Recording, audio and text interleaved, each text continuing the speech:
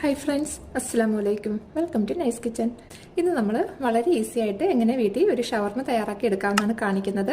അപ്പം ഞാൻ ഇന്ന് കാണിക്കുന്നത് കഴിഞ്ഞ ദിവസം ഉണ്ടാക്കിയതിൽ കുറച്ച് പൊറോട്ട മിച്ചം വന്നിട്ടുണ്ട്. അപ്പോൾ ആ ഒരു പൊറോട്ട വെച്ച് ആണ് നമ്മളിന്ന് ഷവർമ തയ്യാറാക്കുന്നത്.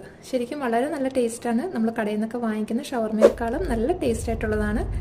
അപ്പോൾ ഇനി ഇതുപോലെ പൊറോട്ടയോ ചപ്പാത്തിയോ ഒക്കെ ബാലൻസ് ഉള്ളവർ ഈ രീതിയിൽ ഒന്ന് ചെയ്ത് നോക്കുക. ഞാൻ ഇന്നിപ്പോൾ ഇവിടെ പൊറോട്ടയാണ് ഉണ്ടായിരുന്നത്, അതുകൊണ്ട് പൊറോട്ട വെച്ചാണ് ചെയ്യുന്നത്. ചപ്പാത്തി ഉള്ളവർ ഇതേ രീതിയിൽ തന്നെ ചപ്പാത്തി വെച്ചും ചെയ്ത് നോക്കൂ.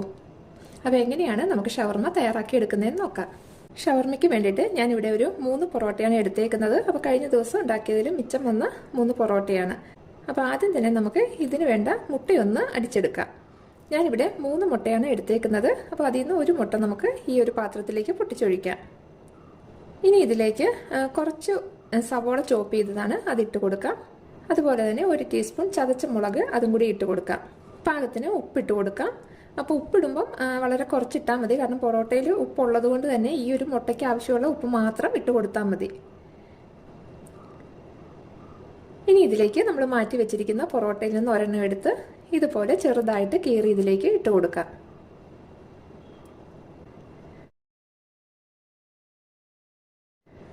ഇനി ഇത് നല്ലതുപോലെ ഒന്ന് നമുക്ക് മിക്സാക്കി എടുക്കാം.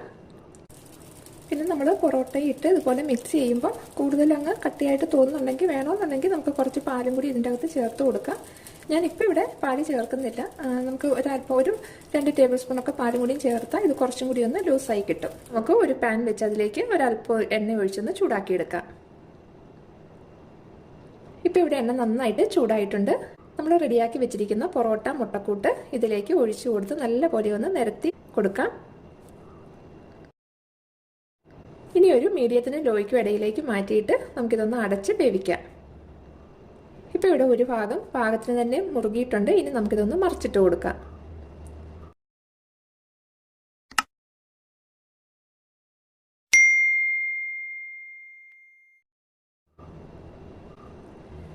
ഇപ്പോൾ 2 ഭാഗവും നല്ല കറക്റ്റായിട്ട് തന്നെ നമുക്ക് റെഡിയായി കിട്ടിയിട്ടുണ്ട്. ഇനി ഇത് നമുക്കങ്ങ് മാറ്റാം.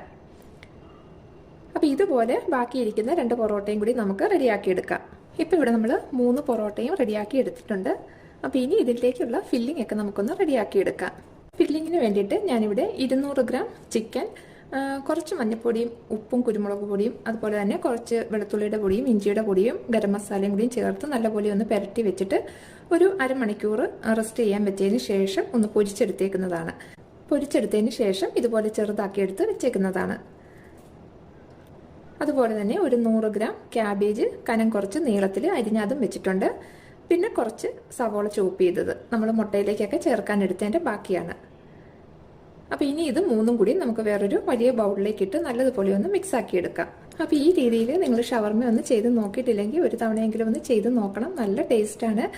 ശരിക്കും പറഞ്ഞാൽ നമ്മൾ പുറത്തുനിന്നൊക്കെ മേടിക്കുന്ന ഷവർമയേക്കാളും നല്ല ടേസ്റ്റാണ് ഇങ്ങനെ നമ്മൾ തയ്യാറാക്കിയിട്ട് കഴിക്കുമ്പോൾ. ഇപ്പോൾ ചിക്കനും ക്യാബേജും സവോളയൊക്കെ നന്നായിട്ട് തന്നെ നമ്മൾ മിക്സ് ആക്കിയിട്ടുണ്ട്. ഇനി ഇത് നമുക്കങ്ങ് മാറ്റി വെക്കാം. അടുത്തത് നമുക്ക് ഷവർമയ്ക്ക് വേണ്ടിയിട്ടുള്ള മയോണൈസ് ഒന്ന് തയ്യാറാക്കി എടുക്കാം. മയോണൈസ് തയ്യാറാക്കാൻ വേണ്ടിയിട്ട് നമുക്കൊരു മുട്ടയൊന്ന് മിക്സിയുടെ ജാറിലേക്കൊന്ന് പൊട്ടിച്ചൊഴിക്കാം. അപ്പം ഞാനിവിടെ മിക്സിയുടെ നമ്മൾ പൊടിക്കുന്ന ചെറിയ ജാറാണ് എടുത്തേക്കുന്നത്. മയോണൈസ് തയ്യാറാക്കാൻ വേണ്ടി നമ്മൾ ജാർ എടുക്കുമ്പോൾ പ്രത്യേകം ശ്രദ്ധിക്കണം, അല്പം പോലും നനവുണ്ടാവരുത്. നനവില്ലാതെ ഇരുന്നാൽ മാത്രമേ നമുക്ക് കറക്റ്റായിട്ട് ആ ഒരു കറക്റ്റ് സ്ട്രക്ചറിൽ മയോണൈസ് തയ്യാറാക്കി എടുക്കാനായിട്ട് പറ്റുള്ളൂ. അപ്പം ഞാൻ ഇന്നിവിടെ വൈറ്റും യോക്കും കൂടിയും ചേർത്താണ് മയോണൈസ് തയ്യാറാക്കുന്നത്. അപ്പോൾ ഇതിന് മുന്നേ ഞാൻ വൈറ്റ് മാത്രം ചെയ്തിട്ടുള്ള ഒരു മയോണൈസ് റെസിപ്പി ഇട്ടിട്ടുണ്ട്. അപ്പോൾ അങ്ങനെ വേണമെന്നുള്ളവർ അതൊന്ന് കയറി നോക്കിയാൽ മതി. ഇനി ഇതിലേക്ക് ഒരല്ലി വെളുത്തുള്ളി ചെറുതാക്കി അരിഞ്ഞെടുത്തതാണ്, അതിട്ട് കൊടുക്കാം. ഒരല്പം ഉപ്പിട്ട് കൊടുക്കാം. 1/4 ടീസ്പൂൺ പഞ്ചസാര കൂടി ചേർക്കാം. 1 ടീസ്പൂൺ വിനാഗിരിയും കൂടി ഒഴിച്ചു കൊടുക്കാം. ഇനി ഇത് നമുക്ക് നന്നായിട്ടൊന്ന് അടിച്ചെടുക്കണം. അപ്പോൾ അടിച്ചെടുക്കുമ്പോൾ നമ്മൾ മിക്സിയുടെ പൾസ് ബട്ടൺ ഓണാക്കി ഓഫാക്കി അങ്ങനെ വേണം അടിച്ചെടുക്കാനായിട്ട്. കണ്ടിന്യൂസ് ആയിട്ട് നമ്മൾ പ്രസ് ചെയ്ത് വെക്കരുത്. അതായത് മിക്സിയുടെ 1, 2 അങ്ങനെയുള്ള ഓപ്ഷനിലല്ലാതെ നമ്മൾ പൾസ് ബട്ടൺ ഓണാക്കി വേണം അടിച്ചെടുക്കാനായിട്ട്. ഇപ്പം ഞാനൊരു 10 പ്രാവശ്യം ഓണാക്കി ഓഫാക്കി എടുത്തതാണ്. ഇനി നമുക്ക് ഇതൊന്ന് തിക്കാക്കി എടുക്കാൻ വേണ്ടിയിട്ട് ഇതിലേക്ക് ഓയിൽ കുറേശ്ശെ വീതം ഒഴിച്ചു കൊടുക്കാം.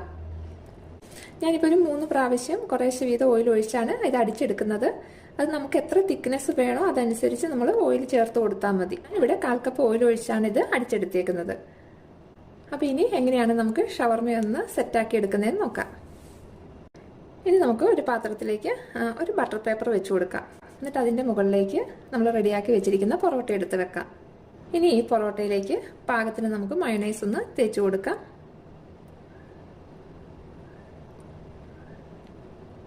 ഇതിൻ്റെ മുകളിലേക്ക് നമ്മൾ റെഡിയാക്കി വെച്ചിരിക്കുന്ന ചിക്കൻ കൂട്ട് നമുക്ക് വെക്കാം.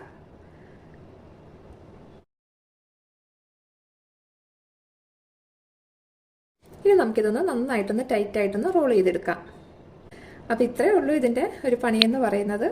അപ്പം ഇതുപോലെ ബാലൻസ് ഒക്കെ ഇരിക്കുന്ന പൊറോട്ടയോ ചപ്പാത്തിയോ ഒക്കെ ഉണ്ടെങ്കിൽ നമുക്ക് പിറ്റേ ദിവസം വേറൊരു സ്നാക്സ് ആയിട്ടൊക്കെ തയ്യാറാക്കി കുട്ടികൾക്ക് കൊടുക്കാനായിട്ട് പറ്റും. അപ്പോൾ എല്ലാവരും ഇതൊന്ന് ചെയ്ത് നോക്കണം. അപ്പോൾ ഇതുപോലെ ബാക്കിയുള്ളത് നമുക്കൊന്ന് റെഡിയാക്കി എടുക്കാം. ഇപ്പോൾ ഇവിടെ നമ്മുടെ ഷവർമ 3 നമ്മൾ റെഡിയാക്കി എടുത്തിട്ടുണ്ട്. അപ്പോൾ ഇത്രയും സിമ്പിളായിട്ട് നമുക്ക് വീട്ടിൽ തന്നെ ഷവർമ ചെയ്തെടുക്കാവുന്നതേ ഉള്ളൂ. നിങ്ങളെല്ലാവരും ഒന്ന് ട്രൈ ചെയ്ത് നോക്കുക. നോക്കിയിട്ട് മറക്കാതെ ഫീഡ്ബാക്ക് കൂടി പറയുക. ഇൻഷാ അല്ലാഹ് നമുക്ക് പുതിയൊരു റെസിപ്പിയുമായി വീണ്ടും കാണാം.